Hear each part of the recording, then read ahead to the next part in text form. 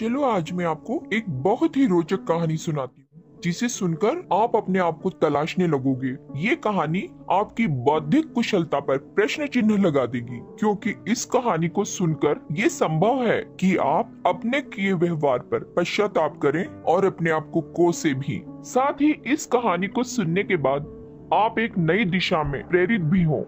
एक गांव था, बहुत ही सुदूर प्राचीन समय का, जहां शिक्षा का कोई प्रचार प्रसार नहीं था। गांव के सभी लोग एक दूसरे के साथ प्यार से रहते थे। सभी लोग एक दूसरे के दुख में दुखी और सुख में सुखी होते थे। ये सब लोग खेती बाड़ी करके बहुत ही सामान्य जीवन जी रहे थे। कुछ समय बाद उस गांव में शहर से एक व्यक्ति आया। उसने देखा कि इस गांव के लोग तो बहुत ही सीधे साधे और भोले भाले हैं। उसने सोचा कि मुझे इन गांव वालों को पढ़ाना चाहिए, और उस शहरी व्यक्ति ने उन्हें पढ़ाना शुरू किया। 2 एकम 2, 2 दूनी 4, 2 तिया 5। अब गांव वाले भोले भाले लोगों ने वैसे ही रटना शुरू कर दिया। 2 एकम 2, 2 दूनी 4, 2 तिया 5।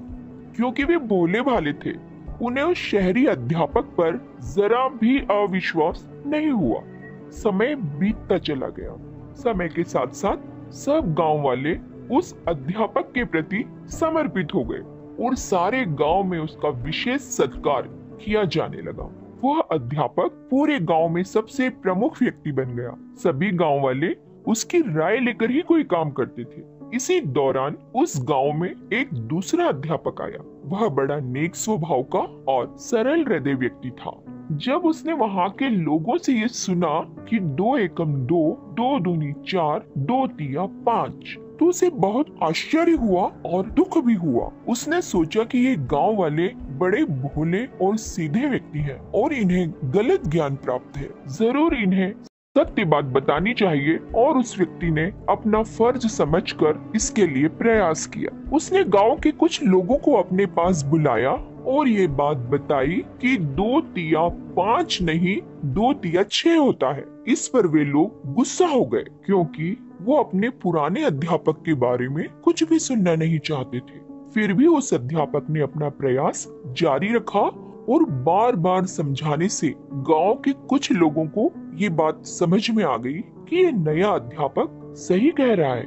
अब इस बात को समझकर गांव के लोग अपने पुराने अध्यापक के पास गए और कहा कि गुरुजी, आज एक नया अध्यापक आया है। उसने बताया कि 2 तिया 6 होता है और आप हमें 2 तिया 5 बता रहे थे, मतलब आप तो गलत बता रहे थे। उन गांव वालों की बात सुनकर ये बात उस बूढ़े अध्यापक के भी समझ में आ गई कि वास्तव में 2 तिया 6 होता है, 5 नहीं।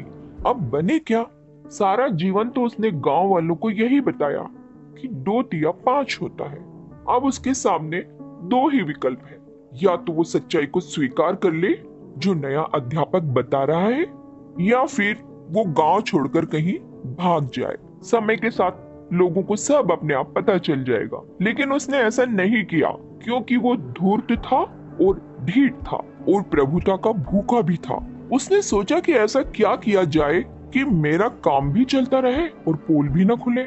उसने एक स्कीम बनाई। उसने सोचा कि क्यों न इस नए टीचर को बदनाम कर दिया जाए कि कोई इसकी बात ही न सुने। इसको देखते ही लोग कहे कि भाग, नहीं सुनना हमें तेरी कोई बात, इससे सांप भी मर जाएगा और लाठी भी नहीं टूटेगी, और ये लोग मेरे ऊपर ही आश्रित रहेंगे। और उस दुष्ट टीचर ने ऐसा किया भी। उसने अपने चेलों को बुलाकर उनके द्वारा उस नए टीचर को पूरे गांव में बदनाम करवा दिया। अब वो टीचर सच बताने की कोशिश करे भी तो लोग उसकी बात न सुने और उसके ही पीछे पड़ जाए कि तू हमारे अध्यापक की बेइज्जती करता है जिसने हमें जीवन भर पढ़ाया। इस तरह भोले भाले गांव के लोग अपने ही हितैषी अध्यापक के शत्रु बन गए। आप समझदार हैं, इशारा समझ गए होंगे। इस कहानी से आपको समझ आ गया होगा कि समाज में ऐसा क्यों फैलाया गया।